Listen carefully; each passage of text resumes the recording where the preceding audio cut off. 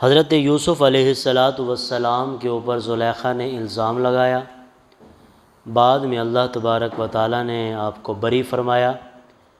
خود زلیخا نے اقرار کیا کہ میرا قصور تھا، حضرت یوسف علیہ السلام تو بلکہ اس گناہ سے دور رہے۔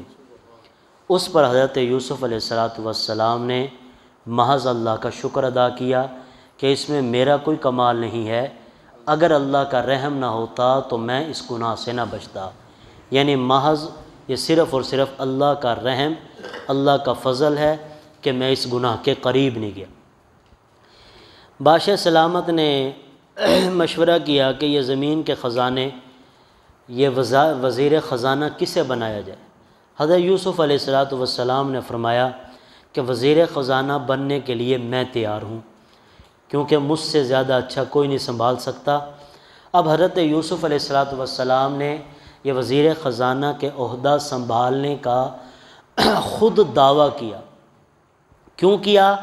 اس لیے کہ حضرت یوسف علیہ السلام پیغمبر بننے والے تھے۔ آپ کو پتہ تھا کہ اگر یہ عہدہ کسی اور کے پاس چلا گیا تو وہ سارا خزانہ ہڑپ کر جائیں گے، اس لیے میں خود اس عہدے کو سنبھالتا ہوں تاکہ حقداروں کو اس کا حق پہنچ سکے۔ اور اگر کسی کو اپنے اوپر اتنا بھروسہ اور اعتماد ہو کہ میں فلاں عہدے اور امارت کے اندر کام کر جاؤں گا اور میرے اندر یہ اللہ نے صلاحیت رکھی ہے کہ میں عہدہ سنبھال لوں گا، تو اس کو چاہیے یہ سنت یوسف علیہ السلام کو زندہ کر کے اس چیز کا دعویٰ کرے اور عہدے کو سنبھالے، اگر کسی کو اپنے اوپر یقین ہو۔ پھر حضرت یوسف علیہ السلام وزیر خزانہ بن گئے، بعد میں پھر آپ کو بادشاہ بنا دیا۔ ادھر جہاں حضرت یعقوب علیہ السلام بھائی تھے، بیٹے ان کے، وہ سارے کے ساتھ وہاں قحط سالی کا عذاب آیا، قحط سالی ہو گئی۔ اب حضرت یعقوب علیہ السلام نے کہا اپنے بیٹوں کو، باقی جتنے 11 بیٹے تھے، کہ تم جاؤ مصر کے اندر، وہاں پر یوسف علیہ السلام کوئی نام بادشاہ ہے، وہ جو ہے خزانہ دے رہا ہے۔ حضرت یوسف علیہ السلام نے اپنی حکومت کے اندر جن جن علاقوں کے اندر قحط سالی تھی وہاں فی آدمی کو 1 اونٹ غلے کے ساتھ بھرا ہوا دیا، اور یہ دور دور تک خبر پہنچ گئی کہ فلاں بادشاہ جو ہے بڑا اچھا بادشاہ ہے، نیک بادشاہ ہے، اور فی بندے کو 1 اونٹ غلہ بھر کے دے رہا ہے، جتنا مرضی آ جائے غلہ۔ حضرت یعقوب علیہ السلام نے اپنے سارے بیٹوں کو بھیج دیا کہ جاؤ بھی غلہ لے کر آؤ، اور حضرت یعقوب علیہ السلام کا خاندان بھی بہت بڑا تھا، 70 80 90 کی تعداد میں ایک گھر کے افراد تھے یہ، تو سب کو بھیج دیا کہ جاؤ غلہ لے کر آؤ۔ اب یہ آئے، حضرت یوسف علیہ السلام نے سب کو غلہ دے دیا۔ حضرت یوسف علیہ السلام بھائیوں کو دیکھ کر پہچان گئے تھے کہ یہی وہ میرے بھائی ہیں، لیکن بھائی نہیں پہچان سکے۔ جب یہ جانے لگے، حضرت یوسف علیہ السلام نے دوبارہ بلا لیا کہ ادھر آؤ۔ یہ پوچھا کہ تمہارا کوئی اور بھائی بھی ہے؟ انہوں نے کہا ہاں ہے۔ اس کا کیا نام؟ بنیامین نام ہے۔ وہ کہاں ہے؟ وہ ہمارے ابا کے پاس، اگلی مرتبہ جب آنا تو اسے لے کر آنا، پھر غلہ ملے گا ورنہ غلہ نہیں ملے گا۔ یہ چلے گئے اور یہ کچھ پیسے بھی لے کر آئے تھے۔ حضرت یوسف علیہ السلام کچھ رقم بھی لیتے تھے غلے کے لیے، تو حضرت یوسف علیہ السلام نے وہ رقم ان کے خزانوں کے اندر چھپا دی تھی۔ گھر پہنچ گئے حضرت یعقوب علیہ السلام ابا کے پاس، سارے خزانے دیکھے، نکل گئے غلہ، تو پیسے بھی نکل آئے۔ تو بھائیوں نے کہا بڑا اچھا بادشاہ ہے، نیک بادشاہ ہے، غلہ بھی دیتا ہے، پیسے بھی واپسی دے دیے، بڑا نیک دل بادشاہ ہے۔ تعریفیں ہوئی، بڑی دور دور تک آپ کے چرچے ہو گئے۔ حضرت یعقوب دوبارہ جب یہ غلہ ختم ہو گیا، حضرت یعقوب علیہ السلام نے دوبارہ بھیجا کہ جاؤ۔ اب انہوں نے کہا کہ ہمیں بادشاہ نے کہا تھا اپنے بھائی کو لے کر آنا، ورنہ جو ہے تمہیں غلہ نہیں دوں گا۔ حضرت یعقوب علیہ السلام نے فرمایا دیکھو، پہلے میں اپنا ایک بیٹا تمہاری وجہ سے کھو بیٹھا ہوں، اب میں دوبارہ اس کو تمہارے ساتھ بھیج دوں تو یہ میں غلطی نہیں کر سکتا۔ تو بھائیوں نے بڑا اصرار کیا کہ ابا جی ورنہ بادشاہ سلامت غلہ نہیں دیں گے۔ انہوں نے کہا تھا بھائی کو لے کر آنا، تو بھائیوں کے اصرار کرنے پر ابا نے بھیج دیا کہ چلو جاؤ، لیکن اس کا تم نے خیال رکھنا ہے۔ جاتے ہوئے ایک نصیحت یہ کی کہ تم نے جب جانا ہے مصر میں تو مختلف دروازے تھے شہر میں داخل ہونے، تو مختلف دروازوں سے ایک ایک کر کے جانا، اکٹھے سارے ایک دروازے سے نہ جانا۔ کیوں؟ اس لیے کہ ان کے قد تھے بڑے بڑے، جوانی اللہ نے بہت بڑی دی تھی، صحت ان کی ماشاءاللہ اچھی تھی، اور دور سے ہی دیکھ کر جو ہے خوبصورت لگتے تھے یہ سارے بھائی۔ تو حضرت یعقوب علیہ السلام نے فرمایا اکٹھے جاؤ گے تو ہو سکتا ہے تمہیں کسی کی نظر لگ جائے، تو اس لیے کسی کی نظر سے بچنے کے لیے تم دروازوں سے جب داخل ہونا تو علیحدہ علیحدہ داخل ہو، دو اس دروازے سے، دو اس سے، دو اس، علیحدہ علیحدہ، یہ نصیحت کی تھی بس۔ اور دوسرا فرمایا کہ اس بھائی کا خیال رکھنا۔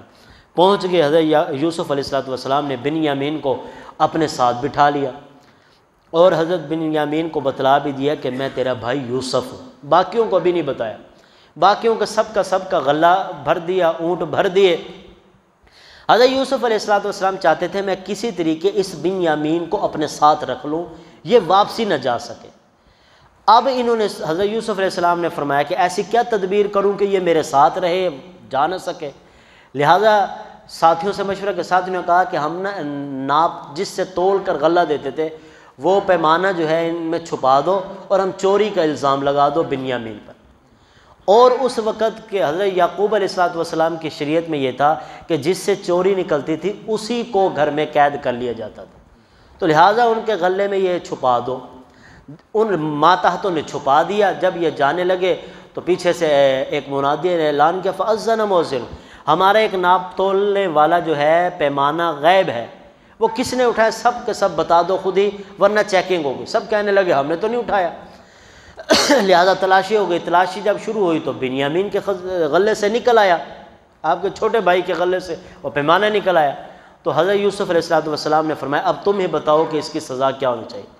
تو سارے کے سارے بھائیوں نے کہا، بڑے بھائی کے علاوہ باقی 10 بھائیوں نے کہا کہ ہماری کتاب کے اندر ہے کہ جو چوری کرتا ہے اس کو قید کر لے، لہٰذا آپ جس کے بیگ سے یہ پیمانہ نکلا اسی کو آپ اپنے پاس رکھ لیں، قیدی بنا لیں۔ تو دوسرا یہ بات ساتھ کہی کہ اسی طرح اس کے بڑے بھائی یوسف تھے، انہوں نے بھی چوری کی تھی، یعنی حضرت یوسف علیہ السلام پر بھی الزام لگایا بھائیوں نے۔ ابھی بھی ادھر حضرت یوسف علیہ السلام سمجھ گئے کہ یہ کیا کہہ رہے ہیں، تو انہوں نے کہا کہ یہ چور ہے، اس کا بڑا بھائی بھی چور ہوتا تھا یوسف علیہ السلام، لہٰذا اس کو پکڑ لو، قیدی بنا لو۔ اب جب یہ واپسی جانے لگے، یہودا جو ان کا بڑا بھائی تھا، اس کا نام تھا یہودا، اس نے کہا کہ دیکھو تمہاری وجہ سے پہلے ہمارا ایک بھائی غائب ہو چکا ہے، اور تمہیں پتہ بھی ہے کہ ہمارا ابا ابھی تک روتا ہے، پریشان ہوتا ہے۔ آپ اتنا روئے تھے بیٹے کی جدائی کے اندر کہ آپ کی آنکھوں کی بینائی چلی گئی تھی، آپ جو ہے نابینا ہو چکے تھے، اتنا روئے تھے۔ اولاد کا غم تھا، صاف ظاہر ہے، اولاد کا غم جو ہے نوجوانوں کو بوڑھا بنا دیتا ہے، تو آپ کو بینا سے نابینا کر دیا۔ تو بڑے بھائی نے کہا میں تمہارے ساتھ جانے کے لیے تیار نہیں ہوں، میں اب ابا کی ڈانٹ برداشت نہیں کر سکتا، تم نے جانا ہے جاؤ، میں یہیں رہوں گا اپنے بنیامین بھائی کے ساتھ۔ لہٰذا یہ یہیں رہ گیا، باقی سارے کے سارے چلے گئے۔ پھر جو ہے یہ حضرت یعقوب علیہ السلام کے پاس گئے، ادھر پھر حضرت یوسف علیہ السلام نے ان کو بھیج دیا، غلے دے دیا، پھر وہ دوبارہ واپسی پھر آئے بھائیوں کو لینے کے لیے۔ پھر حضرت یعقوب علیہ السلام نے دوبارہ تیسری مرتبہ پھر آئے، پھر حضرت یوسف علیہ السلام نے فرمایا کیا تمہیں پتہ ہے کہ تمہارے کتنے بھائی تھے؟ انہوں نے کہا ہمارا ایک بھائی یوسف تھا۔ کیا آپ یوسف تو نہیں ہیں؟ اب تھوڑا تھوڑا پہچان گئے۔ قالوا انک لانت، کیا آپ یوسف ہیں؟ قال انا یوسف وہذا اخی، حضرت یوسف علیہ السلام نے فرمایا ہاں میں ہی ہوں یوسف تمہارا بھائی، جو آج اللہ نے میرے اوپر سر کا تاج یعنی مجھے بادشاہ بنایا ہوا۔ اور یہ کہا کہ اب جاؤ اور اپنے ابا کو لے کر آؤ، اور ایک قمیض دے دی اپنی، اور فرمایا کہ یہ ابا کی آنکھوں پر لگانا، ان کی بینائی واپسی آ جائے گی خوشبو کی وجہ سے۔ لہٰذا یہ سارے کے بھائی قمیض لے کر چلے گئے، حضرت ابا کے آنکھوں پر لگائے، اللہ نے بینائی دوبارہ دے دی، سارے کے سارے پھر دوبارہ واپس آئے مصر کے اندر۔ ادھر حضرت یوسف علیہ السلام کو پتہ چلا کہ میرے ابا، والدین اور بھائی آ رہے ہیں، تو آپ استقبال کے لیے شہر سے باہر تشریف لائے، اور بڑا ایک استقبال، بہت پر استقبال کیا۔ بادشاہ تھے، بادشاہ کیسا استقبال کر سکتے، بہت ہی عمدہ اور اعلیٰ استقبال کیا آپ کا۔ جیسے ہی بھائی اور ابا آئے تو سارے کے سارے سجدے میں گر گئے۔ اس وقت پھر ابا نے کہا اے بیٹے ھذا تأویل رؤیای من قبل، جو تو نے بچپن کے اندر خواب دیکھا تھا نا کہ تو یہ سجدے کر رہے ہیں 11 ستارے، ایک سورج اور ایک چاند، یہ آج اللہ نے تیرے اس خواب کی تعبیر پوری کی ہے۔ گویا خواب کی تعبیر پوری ہوئی ہے 40 سے 45 سال کے بعد۔ پتہ چلا کہ اللہ سے جب بھی دعا کرنی ہے تو اس میں نا امید نہیں ہونا، دیر ہو سکتی ہے۔ حضرت موسیٰ علیہ السلام کی ایک دعا 40 سال بعد قبول ہوئی تھی، 12ویں سپارے میں ذکر ہے۔ تو پتہ چلا جو اللہ سے مانگتا ہے اس کی دعا لازمی قبول ہوتی ہے، چاہے جائے کہ کچھ وقت لگ جائے۔ تو حضرت یعقوب علیہ السلام بھی مانگتے رہے، روتے رہے، اللہ سے مانگتے رہے، تو اللہ نے 40 سال کے بعد بیٹا دے دیا۔ اب اس واقعے سے ہمیں پتہ چلا کہ اللہ ناممکن چیز کو ممکن بنا سکتے ہیں، کہ حضرت یوسف علیہ السلام کہاں غلام، کہاں وزیر اعظم اور بادشاہ بنے، وزیر خزانہ بھی بنے، بادشاہ بھی بنے ہیں، اور نیک سچے بادشاہ بنے ہیں، کہ کہاں کنویں میں کہاں الزامات لگے اور کیا سے کیا اللہ نے تعبیریں کی، تدبیریں کی، پھر جا کر اللہ نے بادشاہت کا آپ کو تاج پہنایا۔ اللہ سب کچھ کر سکتا، وَتُعِزُّ مَن تَشَاءُ وَتُذِلُّ مَن تَشَاءُ۔ سورۃ الرعد، رعد یہ ایک فرشتے کا نام ہے، چونکہ اس سورت کے اندر فرشتے کا ذکر آئے گا، اسی مناسبت سے سورت کا نام سورۃ الرعد رکھا۔ اللہ فرما رہے ہیں وَيُسَبِّحُ الرَّعْدُ بِحَمْدِهِ وَالْمَلَائِكَةُ، ہر وقت انسان کے ساتھ آگے بائیں دائیں جانب، ہر وقت ہر انسان کے ساتھ، ایک روایت میں 10 فرشتے ہر وقت رہتے ہیں، کرامن کاتبین بھی ہیں، پھر حفاظت والے فرشتے علیحدہ ہیں، 10 صبح آتے ہیں، 10 عصر کے وقت آتے ہیں، وہ عصر کے وقت چلے جاتے ہیں، پھر نہیں آتے ہیں، پھر یہ عصر والے صبح تک رہتے ہیں، صبح کی نماز کے اندر پھر یہ چلے جاتے ہیں، اگلے 10 فرشتوں کا نزول ہوتا ہے، وہ حفاظت۔ سورۃ ابراہیم، چونکہ اس سورت کے اندر حضرت ابراہیم علیہ السلام کا واقعہ ہے، اسی مناسبت سے سورت کا نام سورۃ ابراہیم رکھا۔ وَإِذْ رَبُّكُمْ لَئِن شَكَرْتُمْ لَأَزِيدَنَّكُمْ وَلَئِن كَفَرْتُمْ إِنَّ عَذَابِ، اللہ فرما رہے ہیں اگر میری نعمتوں کا شکر ادا کرو گے تو نعمتوں کو بڑھا دوں گا، اگر ناشکری کرو گے تو یاد رکھنا پھر میرا عذاب بڑا سخت ہے۔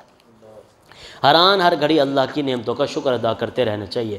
آگے حضرت ابراہیم علیہ السلام کی دعاؤں کا ذکر ہے کہ آپ نے شہر مکہ کے لیے دعائیں کیں کہ اللہ اس شہر کو امن والا بنا دے، اللہ نے اس طرح امن والا بنایا، اتنی دعا قبول کی، آج وہاں پاؤں رکھنے کی جگہ کوئی نہیں، کھانا پینا اربوں کی تعداد میں ہے، لیکن وہاں پر کبھی کوئی چیز کم نہیں ہوئی، بڑی ہے، کم نہیں ہوئی، بڑی ہے۔ آگے دعاؤں کا ذکر ہے، رب اجعلنی مقیم الصلاۃ، کہ اپنے والدین کے لیے دعا کرنی چاہیے، تمام کی تمام مومن مرد مومن عورتوں کے لیے ہر دعا میں ان کو اپنے ساتھ رکھنا چاہیے۔ سورۃ الحجر، چونکہ سورت کے اندر قوم ہجر کا واقعہ آئے گا، اسی مناسبت سے 14ویں سپارے کے شروع میں سورت کا نام سورۃ الحجر رکھا۔ سب سے پہلے اللہ تبارک و تعالیٰ نے حضرت آدم علیہ السلام کی تخلیق کا ذکر کیا، انسان کی تخلیق کا ذکر کیا۔ اللہ فرما رہے ہیں اگر کسی کو اپنے اندر تکبر، غرور، گھمنڈ کی بدبو آنے لگے، وہ فوراً اپنی تخلیق کی طرف غور کرے کہ میں کس چیز سے بنایا گیا ہوں، مٹی اور جو ہے حقیر قطرہ، ناپاک قطرے سے، یہ میری اوقات ہے، تو مجھے تکبر کرنے کی ضرورت ہی نہیں ہے۔ حضرت لوط علیہ السلام کے واقعے کی طرف اشارہ ہے کہ ان کی قوم کے اندر بری عادت تھی، لڑکا لڑکے کے ساتھ اپنی خواہش پوری کرتا، اللہ تبارک و تعالیٰ نے ان کو 4 طرح کے عذابات میں گرفتار کر لیا۔ سورۃ النحل، نحل کہتے ہیں شہد کی مکھی کو، چونکہ سورت کے اندر شہد کی مکھیوں کا ذکر ہے، اسی مناسبت سے سورت کا نام سورۃ النحل رکھا۔ شروع کے اندر اللہ تبارک و تعالیٰ فرما رہے ہیں ہم نے تمہارے لیے کروڑوں نہیں اربوں نعمتیں جاری کی ہیں۔ اللہ فرما رہے ہیں انسان ایک ناپاک قطرے سے بنایا، ناپاک قطرہ کہاں، اور سب سے زیادہ خوبصورت اللہ نے انسان کو بنایا۔ یہ میری قدرت کو سمجھو، پھر تمہارے چپاؤں کے اندر طرح طرح کے جانور، انسان کی عقل حیران رہ جاتی ہے، کہاں سے کھاتے ہوں گے، کہاں سے پیتے ہوں گے، کیسے چلتے ہیں، کیسے اٹھتے۔ اللہ فرما رہا ہے بے شمار مختلف طرح سے ہم نے مخلوقات کو بچھا دیا ہے۔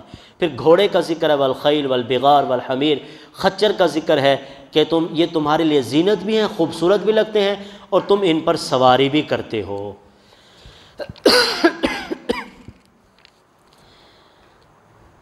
آگے اللہ تبارک و تعالیٰ نے پھر نسقیکم مما فی بطون، اللہ فرما رہے ہیں تمہارے لیے ہم نے چوپاؤں کا ذکر، چوپائے بنائے جانور، بھینس، گائیں، اس کے دودھ سے اللہ فرما رہے ہیں تم نفع اٹھاتے ہو، کہ دیکھتے ہو کھلاتے گھاس ہو اور نکلتا دودھ ہے جو سفید ہے، جو سفید ہے، کس کے لیے؟ پینے والوں کے لیے خالص ہے۔ اور اللہ فرما رہے ہیں شہد کی مکھیوں کا ذکر کیا، اللہ فرما رہے ہیں شہد کی مکھیاں جو ہیں مختلف درختوں سے کھا پی کر آتی ہیں اور اپنے چھتوں میں تمہارے لیے شہد تیار کرتی ہیں۔ پھر اللہ فرما رہے ہیں اس میں سب سے بڑا فائدہ یہ ہے کہ دیکھو یہ کسی گندی جگہ پر نہیں بیٹھے گی کبھی بھی، یہ جو ہے اونچی بلندی پہاڑوں پر بیٹھے گی، یا اونچے گھروں پر بیٹھے گی، یا درختوں پر اللہ فرما رہے ہیں یہ بیٹھے گی، وہاں پر یہ چھتا بنائے گی تاکہ کسی طرح کی گندگی نہ آ سکے۔ اور تفسیروں میں لکھا ہے کہ ان کا ایک بادشاہ ہوتا ہے کہ اگر کوئی مکھی جو ہے بیت الخلاء سے یا روڑی سے یا گندی چیز سے ہو کر آئے تو اسے اندر آنے کی اجازت نہیں، اسے قتل کر دیا جاتا ہے۔ اس کی ڈیوٹی یہی ہے شہد کی مکھیوں کے چھتے پر ایک بادشاہ ہے، اس کی ڈیوٹی یہی ہے کہ اگر کوئی مکھی گندی جگہ سے ہو کر آئی ہے اسے قتل کر دیا جائے۔ تو اللہ نے کتنا پیارا انتظام کیا میرے اور آپ کے لیے۔ اللہ فرمانے کیوں کیا؟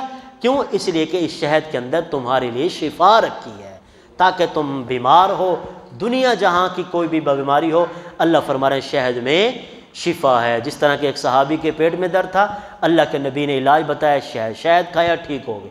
حضرت عمر رضی اللہ تعالیٰ عنہ کو پھوڑا نکلتا تھا زخم، تو فرمایا کرتے تھے شہد لگا لو، شہد لگاتے زخم پر۔ کسی نے کہا کہ آپ زخم پر شہد، تو عقل کے خلاف ہے۔ تو حضرت عمر رضی اللہ تعالیٰ نے فرمایا مجھے ہر نبی کی زبان پر اعتماد ہے، یقین ہے، بھروسہ ہے کہ اللہ کے نبی نے فرمایا، قرآن میں آ گیا